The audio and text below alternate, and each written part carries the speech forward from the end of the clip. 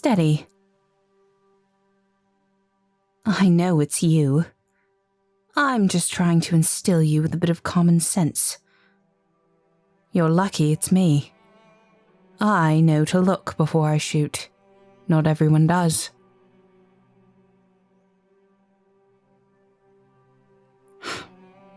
I wasn't seeking you out. I merely saw the light on. What are you doing scurrying around at this hour? It's late, even for you.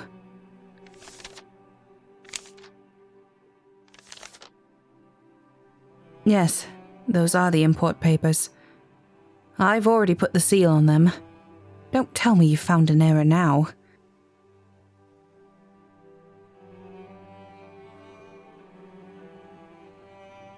You're right. It is rather dull.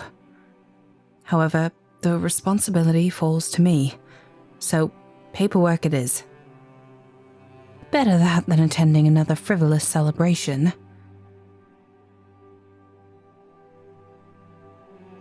Worry not.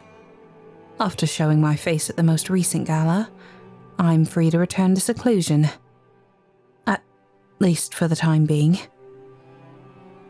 Still, while I can tell you're just as keen to ask as many questions as usual, you have yet to answer mine.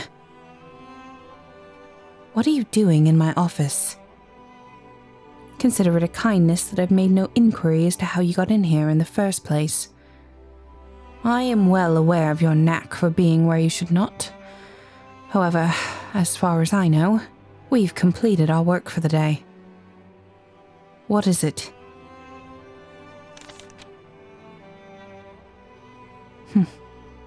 Yes, I had noticed that. It seems Piltover's high guard will be armed to the teeth, more than they already are. As you know, Embes has been keen to ramp up Council security ever since the attack. Concerning, and likely to cause us trouble, but nothing we didn't already know. That's the household purchasing report. Less interesting, unless you've begun to keep tabs on my feeding habits, which I would prefer that you did not. No harm in a little mystery left. I know you aren't easily bothered by grisly details, but there are rules among the vampiric families. Typically, they're of the unspoken variety. But I have come to understand there's no such notion that exists when you are involved. Just as I know that you are incapable of not meddling. It makes you both useful and wildly irritating. One of those supersedes the other. Not that this is time for it. If we linger here much longer, it'll be morning.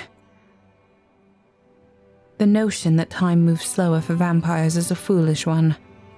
I cannot believe that, after working together for all this time, you still manage to find a few new nonsensical things. Baseless rumors. It's impressive, truly. No, time doesn't move more slowly. We merely have more of it. Humans tend to assume that means it's less valuable to us. Well, I am inclined to think it's the opposite. Think, Mouse. Living till old age. What a luxury. And yet, I've come to understand. Humans are far more capable of living within the present. It is, after all you have. For vampires, it is the opposite. For every moment that passes, there's an inescapable loss. Who knows how many things I will see come to an end before it's my turn. Perhaps all of Piltover and on. To live forever. It's not a novelty. No need to look so worried. It's not as though I'm being tortured by it.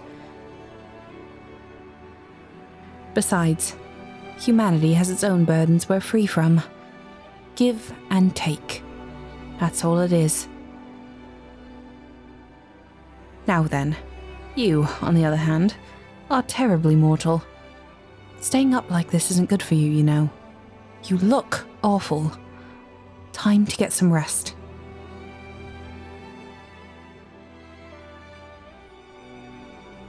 Perhaps I should have expected you would be the type to become increasingly stubborn as you grow tired.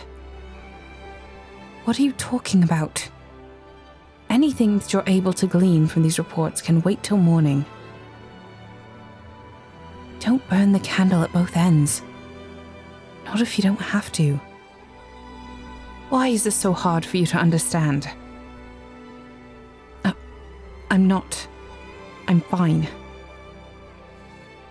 No, nothing is wrong. I'm just a little tired.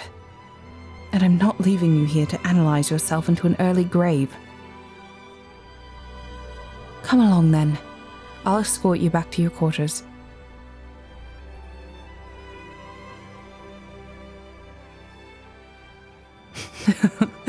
Do you think me that stupid?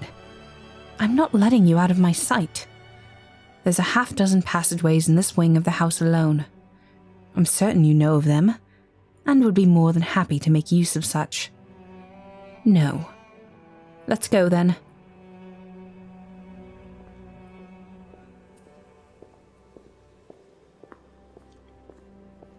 I know. It's terribly quiet at night. I used to be frightened of these halls. Seems I've come to appreciate the racket you make wherever you go. You've brought life to the house. It's pleasant. Or at the very least, helpful for knowing where you are. Indeed. Well then, rest well.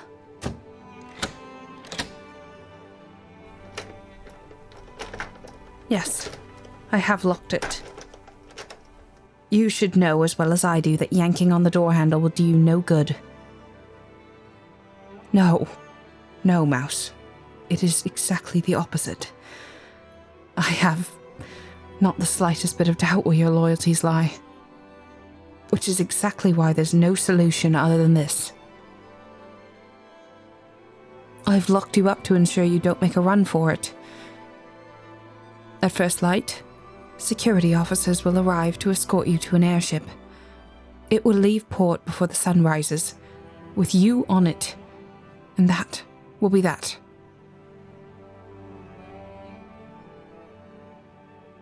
Do you think I'm happy about this?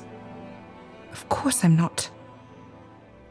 But you're always sticking your neck out at the worst possible time. I'm certain you realized it from the reports. Ambessa is readying for war. I suspect any day now it'll arrive on our doorstep, and I cannot have you here when it does.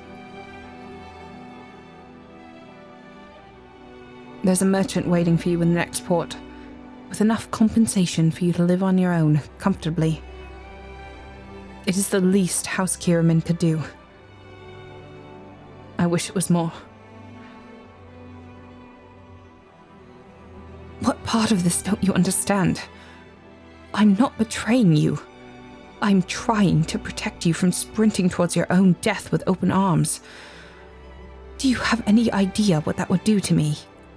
Having to live with your blood on my hands too. I can't allow that to happen. But if you're here when the fight begins, I'm certain Ambessa will place a target squarely on your back. She will hunt you down, and try as I might, I cannot guarantee I will be there in time. So, please, try to understand, Mouse. I hope that you will be happy, and that in time, you will forget how much you despise me in this moment. Better yet, forget me altogether. The human mind has a knack for that too. But I need you to know that Whether my life is another 5 days or 500 years, I will always remember the kindness you've shown me. Thank you for everything. Goodbye, Mouse. Live well.